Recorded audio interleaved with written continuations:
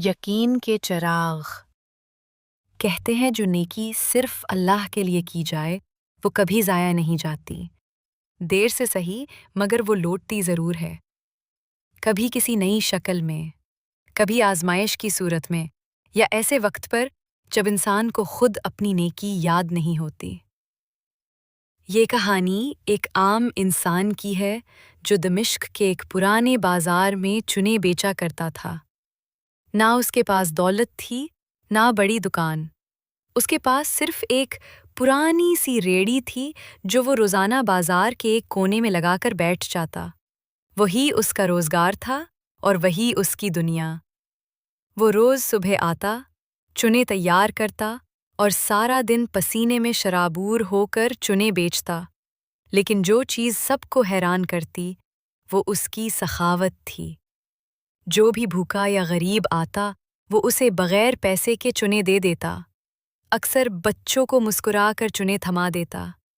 کوئی فقیر ہو، مسافر یا مزدور، سب کو اپنے ہاتھ کھول کر دیتا۔ بازار والے اسے چنے والا بابا کے نام سے جانتے تھے۔ دن کے آخر میں جب بازار ویران ہونے لگتا، وہ اپنی ریڑھی سمیٹتا اور بچ جانے والے چنے کسی کو بیچتا نہیں تھا، بلکہ کپڑے میں باندھ کر شہر کے باہر بہتے دریا کے کنارے ڈال دیتا۔ مچھلیاں آتی اور چنے کھا کر اپنا پیٹ بھر لیتی۔ یہ منظر دیکھ کر وہ کہتا، یہ بھی اللہ کی مخلوق ہے، ان کا رزق بھی میرے رزق سے جڑا ہے۔ لوگ اس پر ہنستے اور کہتے، اپنے بچوں کو چنے نہیں کھانے دیتا مگر مچھلیوں کو پالتا ہے۔ وہ صرف مسکرا کر کہتا، جسے تم فضول سمجھتے ہو سکتا ہے وہی میری بخشش کا ذریعہ بن جائے۔ پھر ایک دن آیا جو ظاہری طور پر دوسرے دنوں جیسا ہی تھا۔ گرمی تیز تھی، بازار سنسان سا تھا۔ ایک اجنبی مسافر آیا، اس نے چنے لیے، کھانے لگا اور باتوں باتوں میں تعارف کروایا۔ پھر کہنے لگا، اے نیک دل انسان، میں تم جیسے ایک شخص کی تلاش میں تھا۔ ایک خاص کام ہے جو آسان ہے مگر ہر کسی کے بس کی بات نہیں۔ اگر تم 40 دن میرے ساتھ رہو اور 41ویں دن صرف 2 گھنٹے ایک کام کرو تو بدلے میں تمہیں 1000 سونے کے سکے ملیں گے۔ یہ سن کر چنے والا بابا حیران رہ گیا۔ ساری عمر میں صرف 5 سونے کے سکے دیکھے تھے، وہ بھی شادی کے وقت تحفے میں۔ وہ بامشکل مہینے کے چند چاندی کے سکے کماتا تھا۔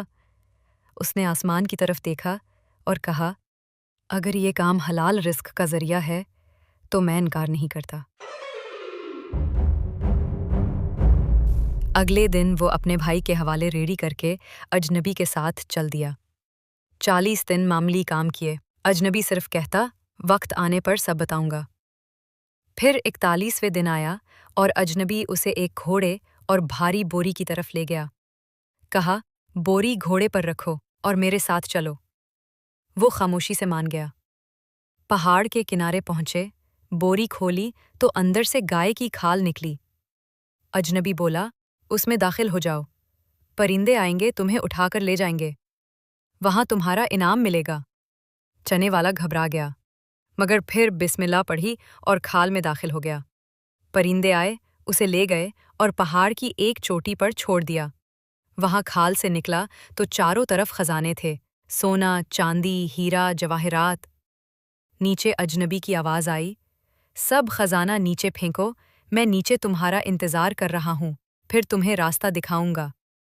چنے والے نے سب کچھ نیچے پھینک دیا مگر جب واپسی کا راستہ پوچھا تو نیچے سے ہنسی کی آواز آئی، اب کوئی راستہ نہیں، یا فاخوں سے مر یا دریا میں کود جا۔ چنے والے کے قدموں تلے زمین نکل گئی۔ اس نے آسمان کی طرف دیکھا اور کہا، یا اللہ، اگر میں نے نیت خالص رکھی تھی تو جانتا ہے۔ اس نے بسم اللہ پڑھی اور دریا میں کود گیا۔ جب وہ دریا میں گرا تو وہی مچھلیاں آئیں جنہیں وہ چنے دیا کرتا تھا۔ انہوں نے اسے سہارا دیا اور کنارے تک پہنچا دیا۔ وہ سجدے میں گر گیا، اے رب، میری نیکی ضائع نہیں گئی، تو نے مجھے بچا لیا۔ کچھ دن بعد وہ بازار واپس آیا، وہی ریڑھی، وہی چنے۔ کسی نے پوچھا، بابا جی کہاں تھے؟ وہ مسکرا کر بولا، ایک سفر پر تھا جس نے ایمان تازہ کر دیا۔ اسی لمحے وہی اجنبی کسی اور شکار کی تلاش میں ایک نئے آدمی کو بہلا رہا تھا۔ چنے والے نے لباس بدلا، لہجہ بدلا اور اگلے دن خود اجنبی کے سامنے گیا۔ وہ اجنبی اسے پہچان نہ سکا۔ 40 دن وہی معمولی کام، 41ویں دن وہی گھوڑا، وہی بوری، وہی پہاڑ۔ چنے والے نے کہا، یہ کام سیکھنا چاہتا ہوں، پہلے آپ کر کے دکھائیں۔ اجنبی ہنسا اور خود کھال میں گھس گیا۔ چنے والے نے بسم اللہ کہی، کھال باندھی، پرندے آئے اور اسے لے گئے۔ اگلے دن چنے والا قاضی کے دربار میں گیا، سارا قصہ سنایا۔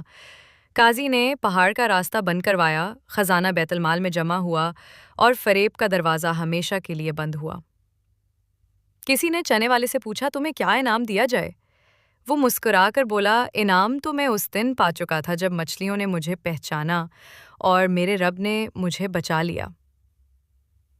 وہی چنے والا بابا پھر سے بازار میں اپنی ریڑھی کے ساتھ، اور دن کے آخر میں 2 چنے دریا میں ڈال دیتا، اس یقین کے ساتھ کہ جو اللہ کے لیے دیا جائے وہ کبھی ضائع نہیں جاتا۔